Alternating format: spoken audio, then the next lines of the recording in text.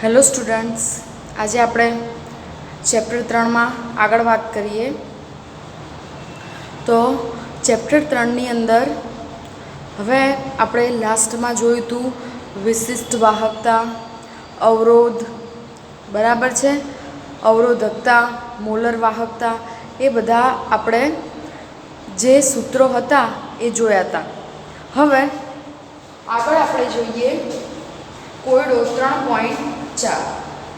તો કોયડો 3.4 જે છે એ શું કહે છે, જો તમે 0.1 મોલ પર લિટર KCl દ્રાવણ ભરેલા એક વાહકતા કોષનો અવરોધ તમને આપેલો છે 100 ρ જેટલો. તે જ એકમને જો 0.02 મોલ પર લિટર KCl દ્રાવણ ભરીએ તો એનો અવરોધ 520 આપેલો છે. તો આપણે જે 0.02 મોલર વાળું જે દ્રાવણ છે એની વાહકતા અને મોલર વાહકતા આપણે શોધવાની છે. તો હવે આપણે જોઈએ કે વાહકતા શોધવી હોય તો વાહકતાનું સૂત્ર શું છે? તો કે વાહકતા બરાબર કોષ અચળાંક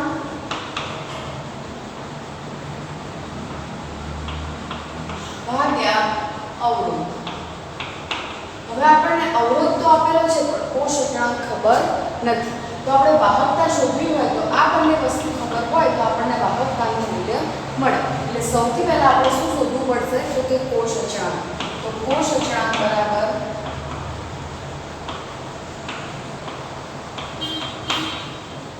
શું થશે? વાહકતા ગુણ્યા અવરોધ.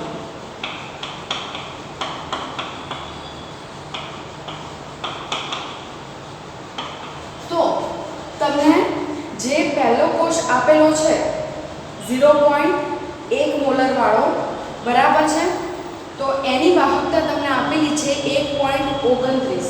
તો આપણે કોષ તો એક જ છે, એની અંદર જ આપણે જે 0.02 વાળો છે ભરવાનો છે, એનો કોષ અચળાંક કેવો હશે? સરખો. એટલે કોષ અચળાંક આપણે મેળવીએ 0.1 મોલર વાળા ઉપરથી અને પછી એનું મૂલ્ય આપણે આમાં મૂકીશું એટલે આપણને 0.2 વાળાની જે વાહકતા છે એ મળશે. બરાબર છે. તો એની વાહકતા તમને આપેલી છે 1.29 અને અવરોધ આપેલો છે તમને 100. બરાબર છે. તો અહીંયા તમારી બે સાંદ્રતાની વાત થાય છે, એક તો 0.1 ની અને એક વાત થાય છે 0.02 ની. તો 0.1 છે એની અંદર તમને વાહકતા આપેલી છે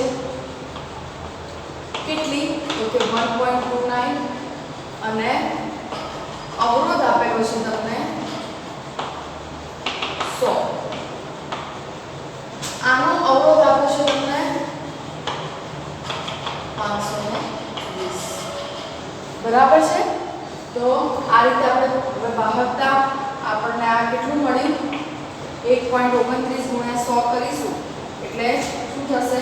129 મીટર ઇન્વર્સ થશે અને 1.29 સેન્ટીમીટર ઇન્વર્સ થશે. આપણે જે એકમમાં આની ગણતરી કરવી હોય, સેન્ટીમીટર કે મીટરમાં, એમાં આપણે આની ગણતરી કરી શકીએ છીએ.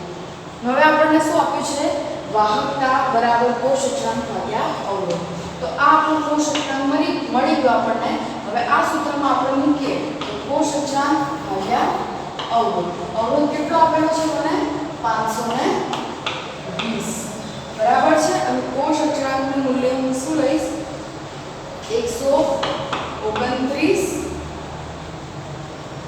મીટર ઇન્વર્સ વાળો. બરાબર. તો હવે મને વાહકતા કેટલી મળશે?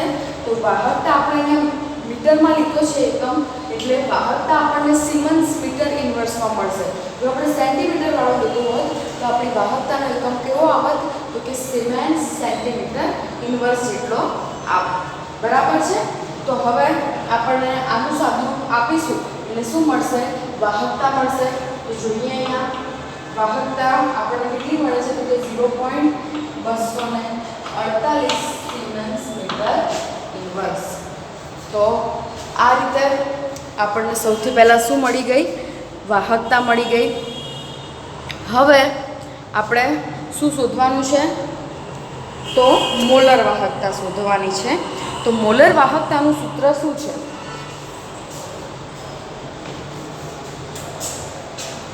મોલર વાહકતા બરાબર કપ્પા અપોન સી એટલે કે સાંદ્રતા. તો હવે સી સાંદ્રતા તમને અહીંયા આપેલી છે કેટલી? તો કે 0.02 મોલ. તો આપણો જે સી છે એ 0.02 મોલ પર લિટર છે. હવે આપણે એને મીટરમાં ફેરવવું હોય તો શું કરવું પડે? એને 1000 વડે ગુણવા પડે. તો 1000 ગુણ્યા 0.02 એટલે આપણને શું મળશે? 20 મોલ મીટર ઘન. આ આપણી મીટરમાં ફેરવેલી સાંદ્રતા છે. તો હવે શું કરીશું? આપણે સાંદ્રતાને મૂકીશું આની અંદર. કપ્પા એટલે શું થશે? આપણો જે વાહકતા આવી એને આપણે શું કહીશું? કપ્પા. વાહકતા એટલે કપ્પા અને રો એટલે અવરોધકતા. તો અહીંયા વાહકતાની કિંમત મૂકીશું, અહીંયા આ સાંદ્રતાની કિંમત મૂકીશું એટલે આપણને શું મળી જશે? અહીંયા મોલર વાહકતા મળશે. બરાબર છે? તો આ રીતે આપણે દાખલો ગણી શકીએ છીએ. આગળ છે કોયડો 3.5.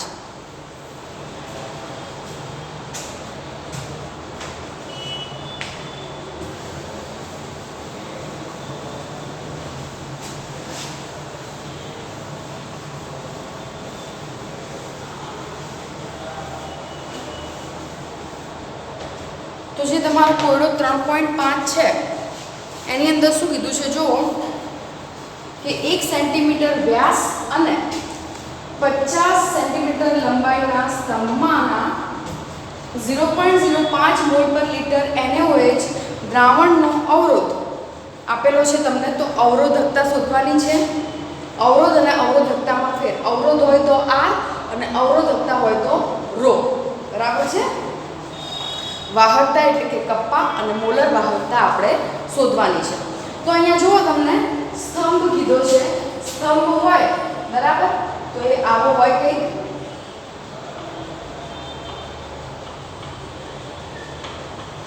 એની તમને વ્યાસ આપેલો છે એટલે કે આ વ્યાસ આપેલો છે તમને 1 સેન્ટીમીટર જેટલો. બરાબર છે? તો હવે આપણે અને L આપેલો છે તમને કેટલો? કે 50 સેન્ટીમીટર જેટલો. બરાબર છે? એની લંબાઈ તમને 50 આપી છે. તો હવે તમને લંબાઈ આપી છે, વ્યાસ આપ્યો છે, એનો મતલબ કે તમારે અહીંયા A અને L વાળા સૂત્રનો ઉપયોગ કરવાનો થશે આડછેદના ક્ષેત્રફળનો. તો આડછેદનું ક્ષેત્રફળ એટલે આનું આડછેદનું ક્ષેત્રફળ શું થશે? આ એક ગોળો જેવું છે. આડછેદનું ક્ષેત્રફળ એટલે શું થશે? ગોળાનું ક્ષેત્રફળ એટલે કે πr². પાઈ બરાબર 3.14 અને આ તમારો કેટલો થશે? આ આખો વ્યાસ 1 છે એના અડધા એટલે 0.5 થશે. તો 0.5 એનો વર્ગ એટલે તમને શું મળી જશે? તમારો A મળશે. કેટલો આવશે? તો કે 0.785 સેન્ટીમીટર સ્ક્વેર. તમારે એને મીટરમાં ફેરવવું હોય તો પણ ફેરવી શકો છો. અને તમારે જે તમે ગણતરી કરો છો બરાબર છે એ તમે સેન્ટીમીટર કે મીટરમાં રાખો છો તો છેક સુધી બધા એકમને સેન્ટીમીટરમાં આવે એ રીતે જ ગણતરી કરવાની. બરાબર? તો તમે જે સેન્ટીમીટર કે મીટર એક એકમ પકડી રાખો છો, બધા જે તમારા જવાબ આવે છે જેટલું પણ તમે શોધો છો તો એના બધાના એકમ સરખા હોવા જોઈએ. યા તો બધાના સેન્ટીમીટરમાં યા તો બધાના મીટરમાં. બરાબર છે? હવે જુઓ અહીંયા આગળ તમને અવરોધકતા શોધવાનું કીધું છે. તો અવરોધકતા R બરાબર ρ L અપોન A. આ બધા સૂત્રો આગળ આપણે તારવી ચૂક્યા છીએ અને ભણી પણ ચૂક્યા છીએ. બરાબર? હવે આપણે શોધવાનું છે અવરોધકતા ρ. એટલે ρ બરાબર R × A upon L. R તમને કેટલો મળ્યો છે? R આપેલો છે તમને બુકમાં 5.55 × 10⁻3.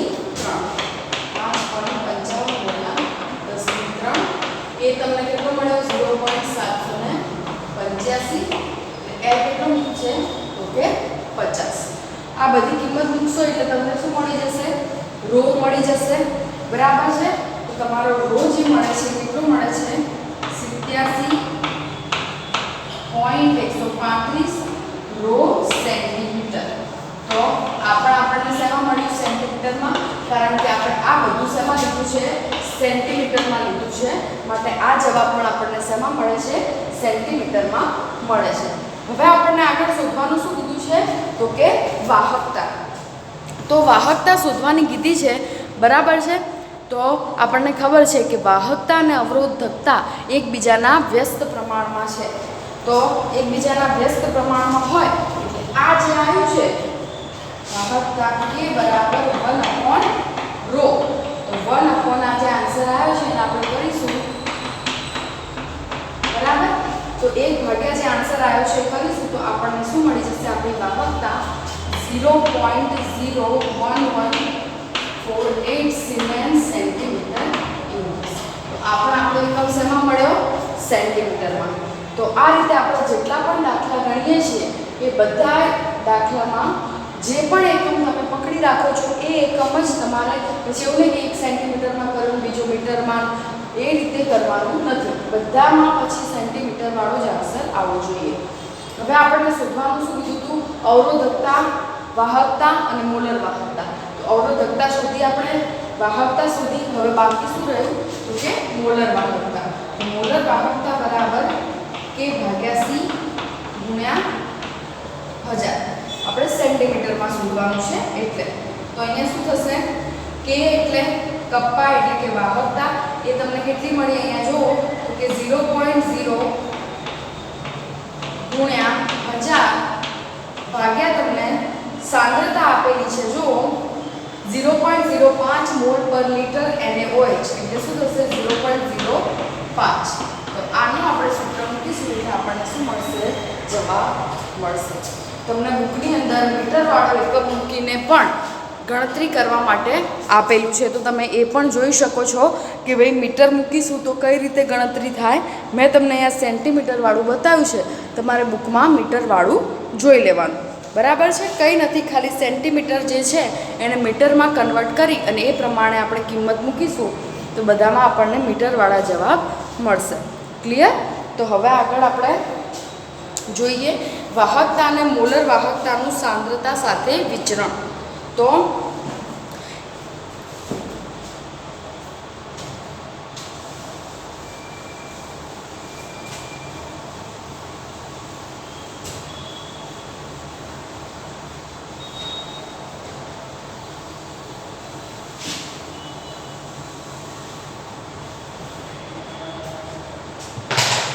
જો અહીંયા વાહકતા અને મોલર વાહકતાનું સાંદ્રતા સાથે વિચરણ, એમાં જો કે વાહકતા જે છે એ આપણને ખબર છે કે સાંદ્રતામાં ઘટાડો થશે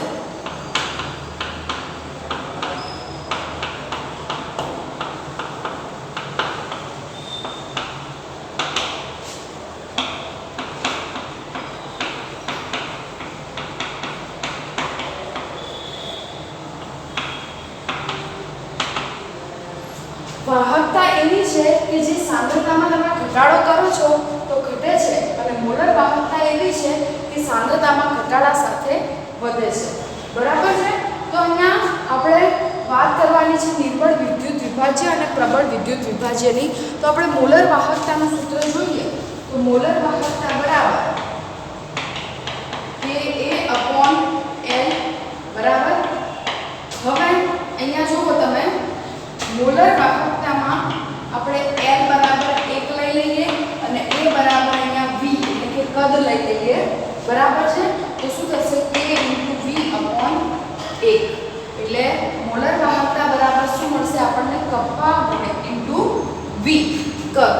તો હવે અહીંયા જુઓ તમે કે મોલર વાહકતા જે છે એ વધે છે ક્યારે? જ્યારે સાંદ્રતામાં ઘટાડો કરવામાં આવે છે ત્યારે, અને વાહકતા છે એ ઘટે છે. મોલર વાહકતા વધે છે સાંદ્રતાના ઘટાડા સાથે, અને સાંદ્રતાના ઘટાડા સાથે વાહકતા ઘટે છે. તો અહીંયા જુઓ તમે કે મોલર વાહકતા છે એ વધે છે. શેના કારણે વધે છે? તો કે જ્યારે આ કદની અંદર જોડે જોડે કદમાં પણ શું થાય છે? અહીંયા જે તમે કદ લીધું છે દ્રાવણનું એ કદમાં વધારો થાય છે, એના કારણે મોલર વાહકતામાં પણ શું થાય છે? વધારો થાય છે. પણ આપણો જે કપ્પા છે એ વાહકતા છે અને એની અંદર શું થાય છે? ઘટાડો થાય છે, એટલે કે આ કપ્પામાં ઘટાડો થશે, આ બંનેની અંદર શું થશે? વધારો થશે. બરાબર છે? તો અહીંયા જુઓ આપણને એક તમને ગ્રાફ આપ્યો છે. બરાબર છે? એ ગ્રાફ તમને આપ્યો છે મોલર વાહકતા વિરુદ્ધ સાંદ્રતાનો. તો તમે જોઈ શકો છો અહીંયા સાંદ્રતા આપે છે પહેલા 0, 0.2 અને 0.4. આવી રીતે તમને ત્રણ સાંદ્રતા આપી છે અને અહીંયા તમને મોલર વાહકતાના મૂલ્યો આપેલા છે. તો તમે જોશો કે એસિડિક એસિડનો ગ્રાફ બ્લુ કલરની લાઈનથી જે બતાવ્યો છે એ કંઈક આ રીતે જાય છે અને જે KCl છે એ KCl નો ગ્રાફ કંઈક આ રીતે જાય છે. બરાબર છે? તો આ KCl નો ગ્રાફ છે અને આ જે છે એ શેનો છે? તો કે એસિડિક એસિડ CH3COOH નો ગ્રાફ છે. તો તમે અહીંયા જોઈ શકો છો કે આ જે છે સાંદ્રતા એ આ બાજુ જાવ એમ વધે છે અને મોલર વાહકતા આ બાજુ જાવ તો વધે છે. તો તમે જુઓ ગ્રાફ આ બાજુથી આમ જાય છે, એનો મતલબ કે જ્યારે 0.2 જેટલી સાંદ્રતા છે ત્યારે મોલર વાહકતા એકદમ ઓછી છે. તમે જુઓ આ સાઈડ કમ્પેરિઝન કરો, પણ અહીંયા જુઓ તમે સાંદ્રતા એકદમ ઓછી છે પણ મોલર વાહકતાના મૂલ્યો કેવા છે? ઊંચા છે. મતલબ કે સાંદ્રતાનું મૂલ્ય આ સાઈડ જતા ઘટે છે અને મોલર વાહકતાના મૂલ્યો શું થાય છે? વધે છે. એટલે કે સાંદ્રતામાં ઘટાડો થતા મોલર વાહકતા વધે છે. બરાબર છે? એ જ રીતે સેમ KCl માં થાય છે. જુઓ તમે આ સાઈડથી આમ ગ્રાફ આવે છે પરંતુ આ બાજુ સાંદ્રતા વધે છે તો સામે અહીંયા મોલર વાહકતાના મૂલ્યોમાં પણ શું થાય છે? ઘટાડો થાય છે. તો આ ગ્રાફ આમ નીચેની તરફ આવે છે, એનો મતલબ કે મોલર વાહકતા ઘટે છે અને સાંદ્રતા વધે છે. તો આ ગ્રાફ પરથી તમે સમજી શકો છો કે મોલર વાહકતા અને સાંદ્રતાનો જે ગ્રાફ આપ્યો છે એ દ્વારા તમને સમજાવવામાં આવે છે કે સાંદ્રતાના ઘટાડા સાથે મોલર વાહકતાનું જે મૂલ્ય છે એ શું થાય છે? વધે છે. બરાબર છે?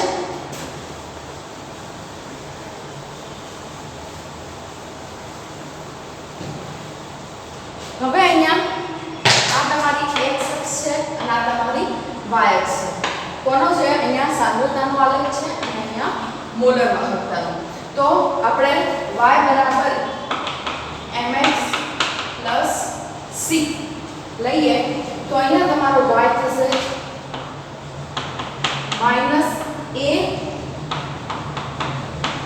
પ્લસ સીમિત મોલર વાહકતા. તો જો અહીંયા આ y બરાબર mx c સાથે આપણે કમ્પેરિઝન કરીએ તો આ તમારો m માઈનસ a તમારો શું થશે? ઢાળ થશે, c આંતરછેદ થશે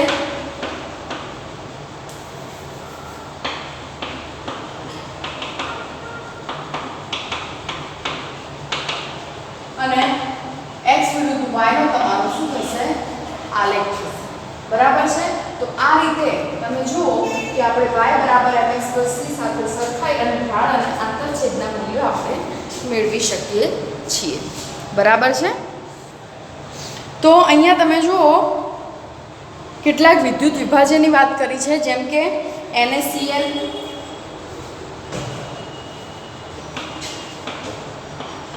CaCl2 અને MgSO4.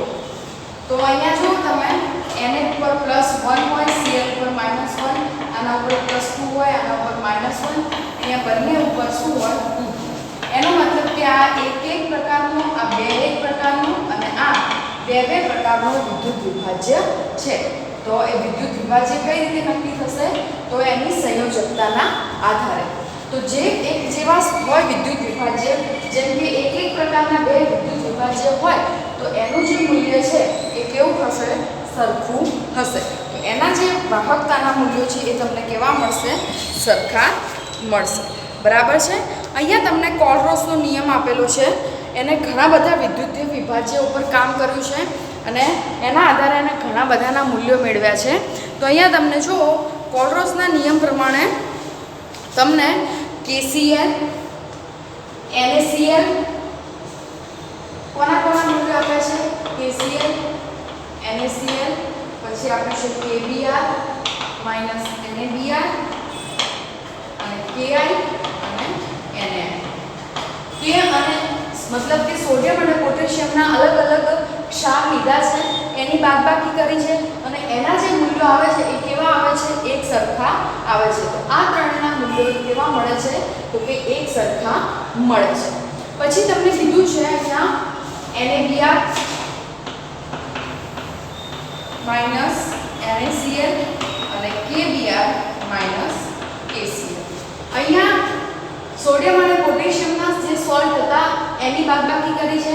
અહીંયા સોડિયમ સાથે સોડિયમનું સોલ્ટ છે અને પોટેશિયમ સાથે પોટેશિયમનું સોલ્ટ છે.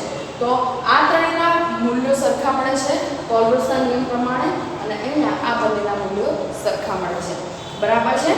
તો અહીંયા કોલબ્રુકનો જે અભિગમ છે એની વાત કરીએ આપણે તો તમને જ્યારે પૂછાય છે કોઈ પણ આવી રીતે વેલ્યુ શોધવાની તો તમારે કઈ રીતે શોધવાની છે? જો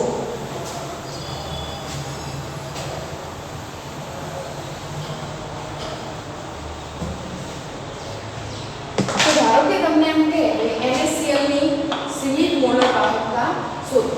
જ્યારે વાહકતા શૂન્ય તરફ જાય તો એ જે વાહકતા છે એને સીમિત મોલર વાહકતા કહે છે અને એને આ રીતે દર્શાવાય છે. ઉપર જે આ રીતે ડોટ કર્યો છે એ પ્રમાણે દર્શાવાય છે. મોલર વાહકતાને આપણે સિમ્પલી આમ લખીશું અને સીમિત મોલર વાહકતાને આ રીતે લખીશું આપણે. તો ધારો કે તમને સીમિત મોલર વાહકતા એમ કે NaCl ની શોધવાની છે તો તમે કઈ રીતે લખશો? તો કે Na વત્તા Cl માઈનસ. તો અહીંયા Na પ્લસ અને Cl માઈનસ તમે મૂકો બરાબર કિંમત તો તમને NaCl ની સીમિત મોલર વાહકતા મળે. મતલબ કે બંનેના સ્વતંત્ર સરવાળા બરાબર સીમિત મોલર વાહકતા તમને મળશે. એ રીતે તમે ગમે તેનું જે છે એ મોલર વાહકતાનું મૂલ્ય મેળવી શકો છો. તમને કોષ્ટક 3.4 આપેલું જે છે એ કોષ્ટક 3.4 માં તમને બહુ બધાના મૂલ્યો આપેલા છે અને એના આધારે તમે ઘણા બધા જે વિદ્યુત વિભાજ્ય છે એના સીમિત મોલર વાહકતાના મૂલ્યો મેળવી શકો છો. હવે અહીંયા જુઓ તમે નિર્બળ વિદ્યુત વિભાજ્યની વાત કરી છે. એમાં છે એસિટિક એસિડ. તો એસિટિક એસિડ નિર્બળ વિદ્યુત વિભાજ્ય છે. એક તો એમાંય તમારે જો એની સીમિત મોલર વાહકતા અથવા મોલર વાહકતા મેળવવી હોય તો આપણને ખબર છે કે સાંદ્રતા ઘટે તો મોલર વાહકતા વધે. પણ એક તો નિર્બળ વિદ્યુત વિભાજ્ય છે એટલે ઓલરેડી એની વાહકતા ઓછી હશે અને એમાંય એની જો સાંદ્રતા ઓછી કરવામાં આવે તો એની જે વાહકતાના મૂલ્યો છે એટલા ચોક્કસપણે આપણે માપી શકતા નથી. બરાબર છે? એટલે કોલબ્રુકના નિયમનો આપણે ઉપયોગ કરી શકીએ છીએ. તો અહીંયા જુઓ તમને આપેલું છે આલ્ફા વિયોજન અંશ. તો વિયોજન અંશ બરાબર મોલર વાહકતા ભાગ્યા સીમિત મોલર વાહકતા. બરાબર છે? એ બંનેનો ગુણોત્તર લો એટલે તમને વિયોજન અંશ મળે.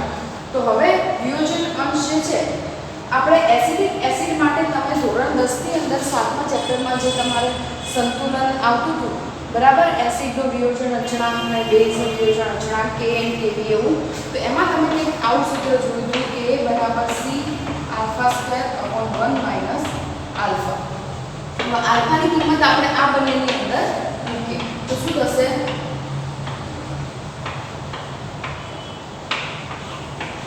વર્ગ આ બંનેનું શું થઈ જશે? અહીંયા વર્ગ થશે ભાગ્યા 1 માઈનસ. બરાબર? હવે આનું આપણે લઈએ લસા તો આ સાઈડ આવશે તો શું થશે? અહીંયા જુઓ તમે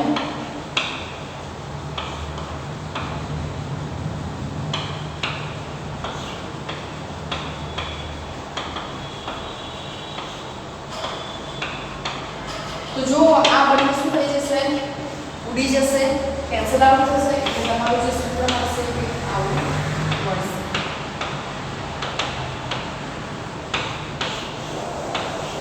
બરાબર છે? તો આ જે સૂત્ર છે અહીંયા શું આવવાનું? સ્ક્વેર આવવાનું. આ બંનેનો અહીંયા શું આવશે? સ્ક્વેર આવશે. બરાબર છે? એટલે અહીંયા સ્ક્વેર છે એટલે એક ઉડ્યો એટલે એક ક્યાં આવશે? અહીંયા નીચે આવશે. બરાબર છે? તો આ રીતે તમારું જે અલ્ફા વિયોજન અંશ છે એનું સૂત્ર મળશે. એ જ રીતે તમને અહીંયા કોયડો 3.7 આપ્યો છે, જે કોરસના નિયમનો ઉપયોગ કરી અને દાખલાની ગણતરી કરેલી છે. તો જો તમને એ દાખલો જોઈએ તો તમને થોડી વધારે આઈડિયા આવશે.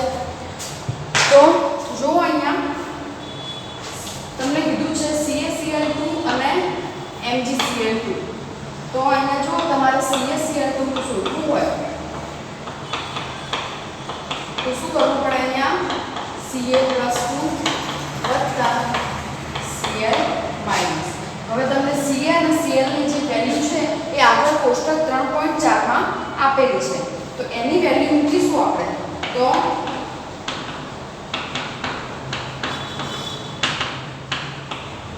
શું થશે? અહીંયા CaCl2 બે Cl છે એટલે આગળ અહીંયા શું મૂકવા પડશે? આપણે 2 મૂકવા પડશે. તો આ બંનેનો તમે સરવાળો કરો, સાદું પાડો એટલે તમને કોનું મળી જશે? અહીંયા CaCl2 નું મોલર વાહકતા મળશે. એ જ રીતે તમને આપ્યું છે MgSO4.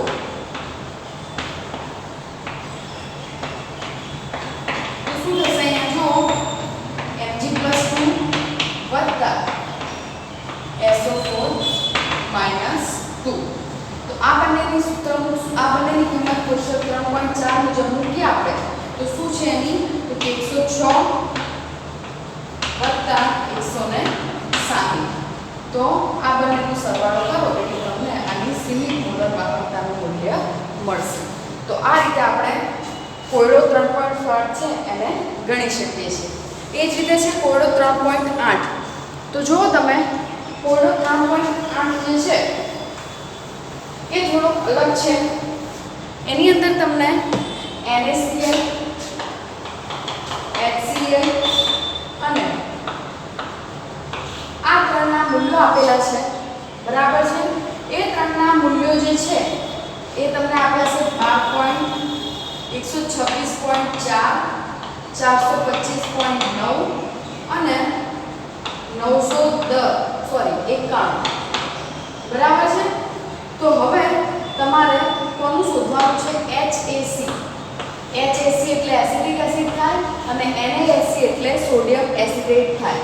તો હવે તમારે એ રીતે અહીંયા સરવાળાને બાદબાકી કરવું પડે કે જેથી શું થાય? તમને HAC મળે. હવે અહીંયા HAC કઈ રીતે? તો કે અહીંયા લેમ્ડા પહેલા લખો Na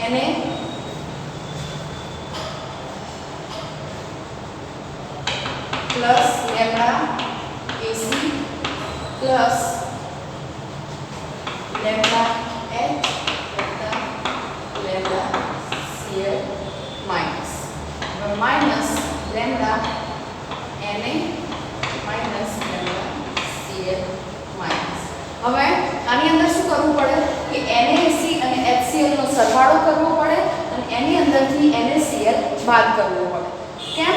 કારણ કે જો અહીંયા માઈનસ અને પ્લસ NaCl કેન્સલ આઉટ થઈ જાય, Cl કેન્સલ આઉટ થઈ જાય, વધશે છેલ્લે કોણ? H અને AC. એટલા માટે આપણે અહીંયા એ રીતે ત્રણે આયન ગોઠવવા પડે કે છેલ્લે આપણને H અને AC મળે.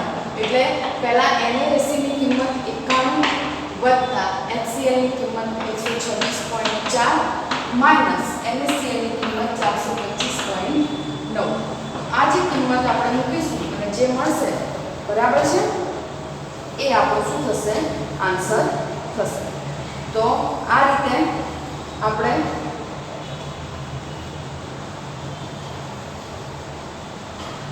સોરી અહીંયા કિંમતમાં થોડી ભૂલ થઈ છે.